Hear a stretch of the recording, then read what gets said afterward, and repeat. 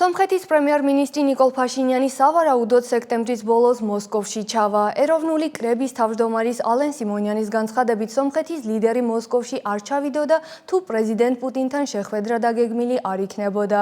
ჟურნალისტებთან საუბარში მან აღნიშნა, რომ მიუხედავად იმისა, რომ პრემიერ-მინისტრს შესაძლოა ჰქონდეს შეხვედრები პრემიერების ფორმატში, ქვეყნის ლიდერის ოფიციალური ან სამუშაო ვიზიტი რუსეთის პრეზიდენტთან შეხვედრის გარეშე ვერ ჩაივლის.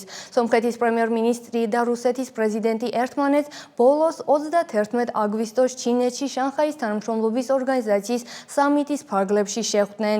ნიკოლ ფაშინიანს ადრე ჰქონდა განცხადებული, რომ სექტემბრის ბოლოს რუსეთში ვიზიტს გეგმავს.